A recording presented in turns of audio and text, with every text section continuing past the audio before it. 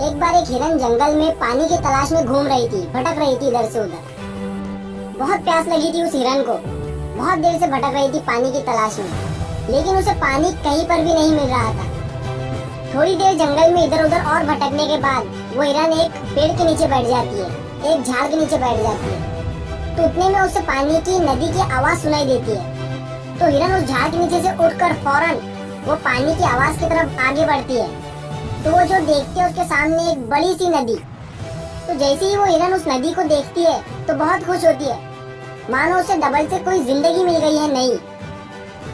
वो फौरन दौड़ते हुए उस नदी के पास जाती है और जैसे ही पानी पीने के लिए अपना सर नदी में झुकाती है तो उसकी नजर अपने राइट पर पड़ती है। वो जैसे ही अपने राइट में देखती है तो उसे शिकारी नजर आता है, हाथ में तीर लिए हुए, निशाना तान कर खड़ा हुआ।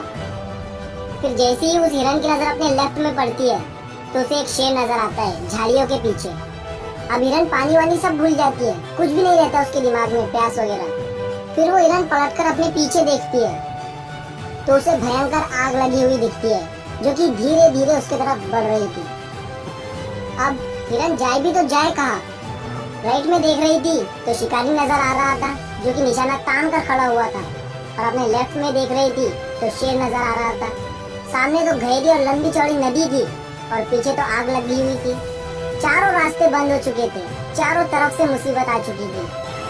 अब हिरन सोच में पड़ जाती है और वो ये सोचती है कि चारों तरफ से मेरी मुसीबत आ चुकी है तो मैं अपना काम करके क्यों ना मरूं? मुझे वैसे भी तो मरना ही है तो मैं पानी पीकर क्यों ना मरूं? तो वो हिरन अपना पानी पीने में लग जाती है। लेकिन थोड़ी ही देर के बाद जैसे ही वो हिरन पानी पी रही थी तो उतनी ही देर में ऊपर से काले बादल छा जाते हैं और उन बादलों से बारिश होने लगती है।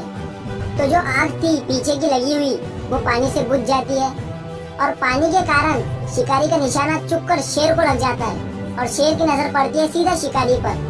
तो शेर शिकारी के पीछे लग जाता है।